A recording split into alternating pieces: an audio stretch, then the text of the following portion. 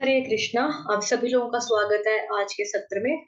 ये कक्षा है श्री कृष्ण लीला बुक की। पूर्ण पुरुषोत्तम भगवान श्री कृष्ण लीला बुक जो है वो हम पढ़ रहे हैं। और आज का जो हमारा अध्याय है वो है चैप्टर नंबर 43, जिसका शीर्षक है कुवलया पीड़ हाथी का वध। सत्र का शुभारंभ हम श्री मंगलाचरण के साथ करेंगे। ओम अज्ञानतिमिरान्धस्य ज्ञानाञ्जनशलाकया चक्षुरुन्मिलितं येन तस्मै श्रीगुरुवे नमः। श्रीचैतन्यमनोभीष्टं स्थापितं येन भूतले स्वयं रूपः कदा मह्यं ददाति स्वपदान्तिकम्। वन्देऽहं श्रीगुरुः श्रीयुतपदकमलं श्रीगुरून् वैष्णवांश्च श्रीरूपं साग्रजातं सहगण रघुनाथान्वितं तं सजीवम् साद्वैतं सावधूतं परिजनसहितं कृष्णचैतन्यदेवम् श्रीराधाकृष्णपादान् सहगण ललिता श्रीविशाखान्विताश्च। नमः ॐ विष्णुपादाय कृष्णप्रेष्ठाय भूतले श्रीमते भक्ति वेदांत स्वामिन् इति नामिने।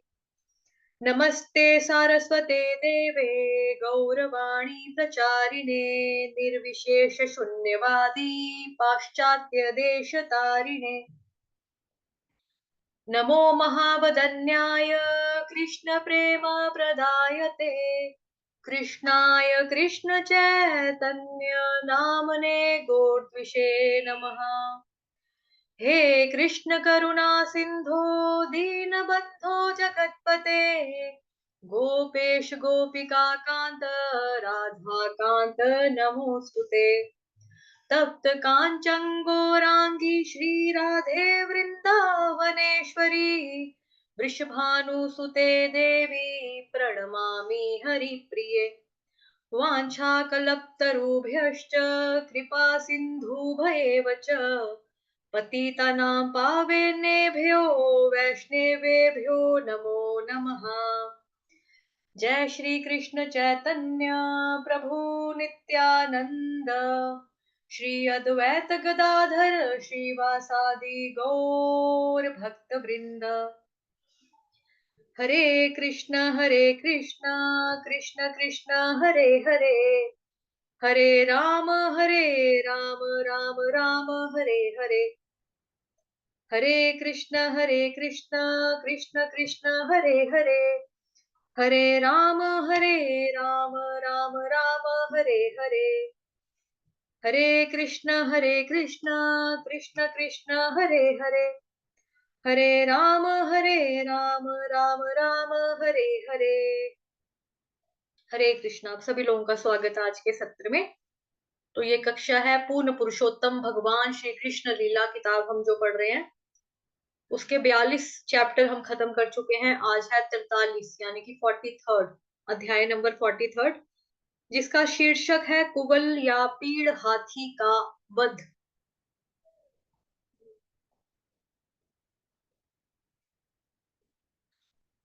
अपने स्नान तथा अन्य प्रातः कर्मों से निवृत्त होने के पश्चात श्री कृष्ण तथा बलराम ने मल्ल युद्ध की रंगशाला में नगाड़ों के बजने की ध्वनि सुनी। वे तत्काल ही मल्ल प्रतियोगिता का आनंद उठाने के लिए उस स्थान पर जाने के लिए तैयार हो गए। मल्ल युद्ध की रंगशाला के द्वार पर पहुंचने पर श्री कृष्ण और बलराम ने वहां कुवलया पीड़ नामक एक विशाल हाथी को देखा। उसका महावत उसके सिर पर बैठा उसकी देखभाल कर रहा था। वह महावत जानबूझकर हाथी को प्रवेश द्वार के सामने खड़ा करके दोनों बंधुओं के प्रवेश का मार्ग अवरुद्ध कर रहा था। श्री कृष्ण उस महावत का उद्देश्य समझ गए और अपनी कमर कसकर उस हाथी से युद्ध करने के लिए तैयार हो गए। उन्होंने घन गर्जन के समान गंभीर स्वर में महावत को संबोधित किया। अरे दुष्ट महावत, रास्ता छोड़ो और मुझे अंदर जाने दो। यदि तुम मेरा मार्ग अवरुद्ध करोगे तो मैं तुमको तथा तुम्हारे हाथी को यमराज के द्वार, यमराज के घर पहुंचा दूंगा। इस प्रकार श्री कृष्ण द्वारा अपमानित होने पर वह महावत अत्यंत क्रोधित हो उठा। पहले से ही सुनियोजित योजना अनुसार श्री कृष्ण को चुनौती देने के हेतु उसने अपने हाथी को आक्रमण करने के लिए उत्तेजित किया। तब वह हाथी श्री कृष्ण की ओर अटल मृत्यु की भांति बढ़ा। वह उनकी ओर दौड़ा और उन्हें अपनी सूंड से पकड़ने का प्रयास करने लगा, किंतु श्री कृष्ण अत्यधिक कुशलता से हाथी के पीछे चले गए। केवल अपनी नाक की सीध में देखने में सक्षम वह हाथी अपने पैरों के पीछे छुपे हुए श्री कृष्ण भगवान को ना देख सका, किंतु उसने श्री कृष्ण को अपनी सूंड से पकड़ने का प्रयास किया। अति शीघ्रता से श्री कृष्ण ने अपना बचाव किया और फिर से हाथी के पीछे जाकर उन्होंने उसकी पूंछ पकड़ ली। हाथी को पूंछ से पकड़े हुए श्री कृष्ण उसे खींचने लगे। उन्होंने अपनी महान शक्ति का प्रदर्शन करते हुए उसे 25 गज तक घसीटा, जैसे गरुड़ छोटे से सर्प को घसीटता है। श्री कृष्ण ने उस हाथी को इधर से उधर, दाईं से बाईं ओर वैसे ही खींचा जैसे बाल्यकाल में वे किसी बछड़े की पूंछ खींचते थे। तदुपरांत श्री कृष्ण हाथी के सम्मुख गए और उसे एक जोर का थप्पड़ मारा। फिर वे हाथी की दृष्टि से ओझल होकर उसके पीछे चले गए। फिर श्री कृष्ण नीचे गिरकर हाथी के अगले पैरों के सामने लेट गए, जिससे वह हाथी ठोकर खाकर गिर पड़ा। श्री कृष्ण तत्काल उठ खड़े हुए, किंतु उस हाथी ने यह सोचा कि अभी वे नीचे पड़े हैं, अतएव उनके शरीर में अपने दांत धंसा देने के प्रयास में उसने जोर से भूमि में अपने दांत धंसा लिए। यद्यपि हाथी क्रोधित और विफल हो चुका था, तथापि उसके सिर पर सवार महावत ने उसे और भी उत्तेजित करने का प्रयास किया। तब हाथी पागलों के समान श्री कृष्ण की ओर दौड़ा। जैसे ही वह उनकी पकड़ की सीमा में आया, उन्होंने उसकी सूंड पकड़कर उसे नीचे गिरा दिया। जब हाथी और महावत गिर पड़े, तब श्री कृष्ण ने हाथी की पीठ पर कूदकर उसका एक दांत तोड़ दिया और इसी से हाथी का और महावत का वध कर दिया। हाथी का उद्धार करने के उपरांत उन्होंने उसके दांत अपने कंधे पर उठा लिया। श्रम बिंदुओं से भूषित तथा हाथी के रक्त के छींटों से युक्त श्री कृष्ण अतीव सुंदर लग रहे थे। इस प्रकार वे मल्ल युद्ध की रंगभूमि की ओर बढ़े। बलराम जी ने दूसरा हाथी के दांत अपने कंधे पर उठा लिया। फिर अपने ग्वाल बाल सखाओं के साथ उन्होंने रंगभूमि में प्रवेश किया। जब श्री कृष्ण ने बलराम जी तथा अपने सखाओं के साथ रंगभूमि में प्रवेश किया, तो विभिन्न लोगों को उनके विभिन्न रूपों में दर्शन हुए, जिसका उनके साथ जैसा रस यानी कि संबंध था, उसे वे उसी रूप में दिखाई दिए। श्री कृष्ण समस्त सुखों तथा अनुकूल एवं प्रतिकूल सभी रसों के सागर हैं, क्योंकि उनको रसराज श्री कृष्ण भगवान कहा जाता है ना। मल्लों को वे व्रज के समान प्रतीत हुए, साधारण जनता को वे सबसे सुंदर व्यक्ति प्रतीत हुए, स्त्रियों को वे सबसे आकर्षक पुरुष मूर्तिमान कामदेव प्रतीत हुए।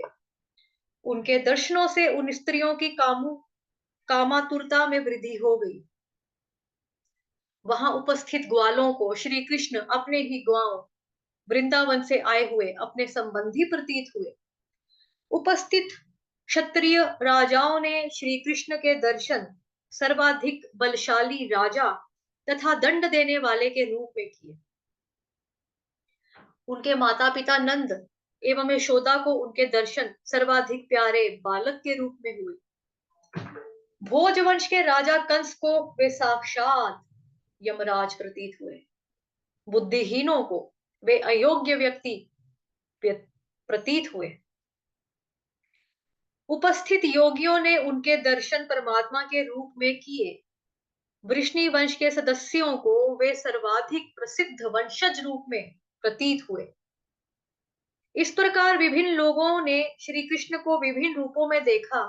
जब उन्होंने बलराम तथा ग्वाल वालों सखाओं सहित रंगभूमि में प्रवेश किया, श्री कृष्ण द्वारा कुवल या पीड़ हाथी के वध की जानकारी कंस को मिल चुकी थी और वह जान गया कि श्री कृष्ण निस्संदेह ही दुर्जय हैं।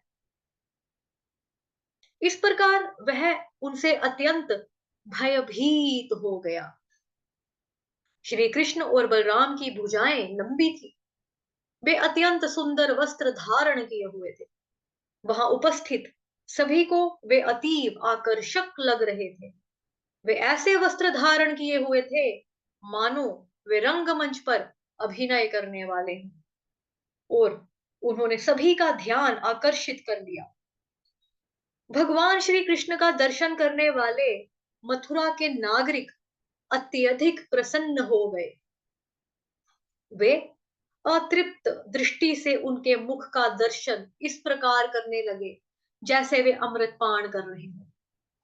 श्री कृष्ण का दर्शन करने से उन्हें इतना आनंद मिला, इतना आनंद मिला कि ऐसा प्रतीत होने लगा जैसे वे न केवल उनके मुखारविंद के दर्शन का मधुपान कर रहे हो, अपितु उनकी देह की सुगंध ले रहे हो तथा उनका रस स्वादन कर रहे हो। ऐसा प्रतीत होता था जैसे वे श्री कृष्ण और बलराम को भुजाओं में बांधकर आलिंगन कर रहे हो। वे दोनों दिव्य बंधुओं के विषय में परस्पर वार्तालाप करने लगे। दीर्घ काल से उन्होंने श्री कृष्ण और बलराम के सौंदर्य तथा कार्यों की चर्चा तो सुन रखी थी, किंतु अब वे प्रत्यक्ष रूप से उनके दर्शन कर रहे थे। उन्होंने विचार किया कि श्री कृष्ण और भगवान बलराम श्री नारायण के दो पूर्णाश्वातर अवतार हैं जो वृंदावन में प्रकट हुए हैं। मथुरा के नागरिक श्री कृष्ण की लीलाओं का गान करने लगे। वसुदेव के पुत्र के रूप में उनके जन्म तथा नंद महाराज तथा उनकी पत्नी के पास गोकुल में उन्हें पोषणार्थ लिए जाने तथा अन्य सभी उन घटनाओं की वे चर्चा करने लगे जो उनके हित के लिए श्री कृष्ण के मथुरा पधारने के हेतु बनी थी।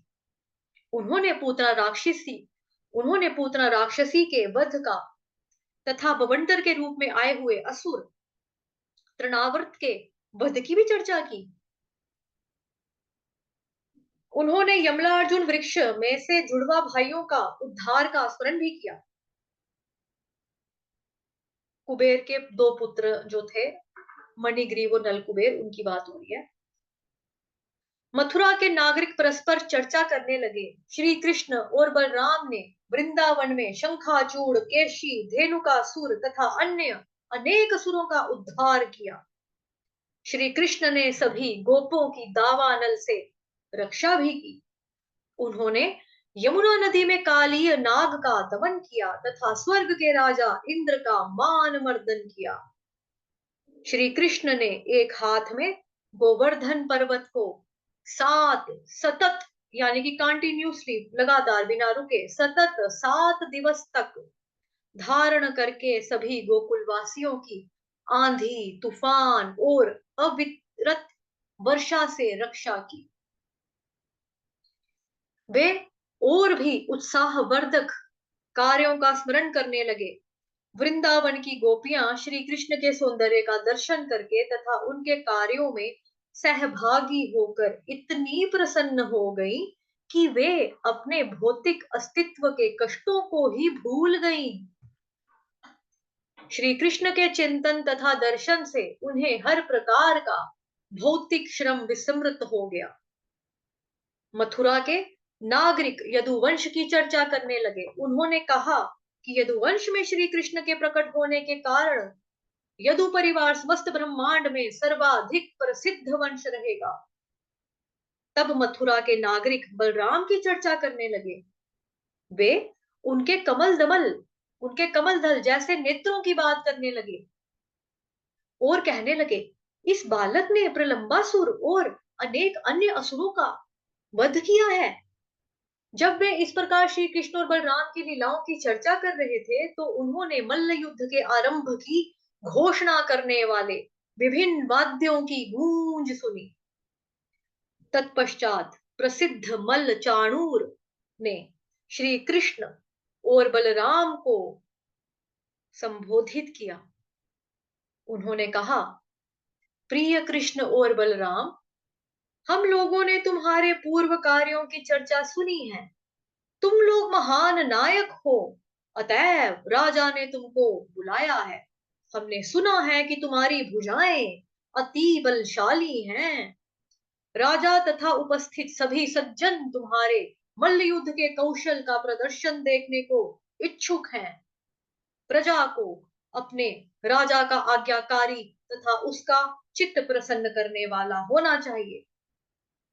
इस प्रकार का नागरिक सभी सौभाग्यों को प्राप्त करता है। जो आज्ञाकारी नहीं होता है, वह राजा के क्रोध के कारण दुखी होता है। तुम लोग ग्वाले हो और हमने सुना है कि वनों में गायें चराते समय तुम एक दूसरे के साथ कुश्ती का आनंद उठाते हो। अतएव हमारी इच्छा है कि तुम हमारे साथ मल्ल युद्ध करो, जिससे कि यहाँ उपस्थित जन समुदाय तथा राजा प्रसन्न हो जाएं। श्री कृष्ण ने चाणूर के कथन का अभिप्राय तत्काल ही समझ लिया और उनसे मल्ल युद्ध करने के लिए तत्पर हो गए। किंतु काल व परिस्थिति के अनुसार उन्होंने इस प्रकार कहा, तुम भोजराज की प्रजा हो और हम वन में रहते हैं। परोक्ष रूप से हम भी उन्हीं की प्रजा हैं और जहां तक संभव होता है हम उन्हें प्रसन्न करने का प्रयत्न करते हैं। मल्ल युद्ध में भाग लेने का निमंत्रण उनका हमारे ऊपर एक विशेष अनुग्रह है। किंतु तथ्य तो यह है कि हम केवल बालक हैं। हम कभी कभी अपनी ही आयु के अपने सखाओं के साथ वृंदावन में क्रीड़ा करते हैं। हमारा विचार है कि समान अवस्था तथा शक्ति के व्यक्तियों के साथ युद्ध करना ही हमारे लिए अच्छा है।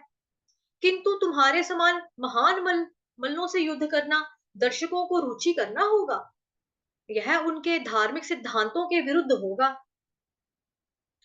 इस भांति श्री कृष्ण ने इंगित किया कि प्रसिद्ध और बलशाली मल्लों को श्री कृष्ण और बलराम को युद्ध करने के लिए चुनौती नहीं देनी चाहिए। इसके उत्तर में चाणूर ने कहा, प्रिय कृष्ण, हम भली भांति समझ सकते हैं कि तुम ना तो बालक हो ना ही किशोर। तुम अपने ज्येष्ठ भ्राता बलराम जी के समान हर किसी से श्रेष्ठ हो। दूसरे सहस्रों हाथियों से युद्ध करके उन्हें हराने में समर्थ कुवलया पीड़ का तुमने पहले ही वध कर दिया है। तुमने उसका वध अत्यंत अद्भुत रीति से किया है। तुम्हारी शक्ति के कारण हम में से अधिक बलशाली मल्लों से प्रतियोगिता तुम्हारे लिए उचित होगी। अतएव मेरी तुमसे मल्ल युद्ध करने की आकांक्षा है और तुम्हारे ज्येष्ठ भ्राता बलराम मुष्टिक से मल्ल युद्ध करेंगे। इस प्रकार श्री लीला पुरुषोत्तम भगवान श्री कृष्ण के अंतर्गत कुवलया पीड़ हाथी का उद्धार नामक 43वें अध्याय का भक्ति वेदांत तात्पर्य पूर्ण हुआ। हरे कृष्णा कृष्ण कृष्ण हरे कृष्ण हरे, कृष्ण हरे हरे, हरे हरे राम राम हरे राम, हरे राम राम हरे राम हरे। हरे हरे हरे, कृष्ण हरे हरे कृष्ण कृष्ण, हरे कृष्ण, कृष्ण कृष्ण कृष्ण कृष्ण हरे हरे हरे, हरे, हरे हरे राम राम हरे राम, हरे राम राम, राम राम हरे राम हरे। हरे हरे। हरे कृष्णा कृष्ण कृष्ण कृष्ण हरे कृष्ण कृष्ण हरे हरे राम हरे राम राम हरे राम हरे हरे राम राम हरे हरे कृष्णा कृष्ण कृष्ण हरे हरे हरे राम राम राम हरे हरे हरे कृष्ण हरे हरे हरे राम राम राम हरे हरे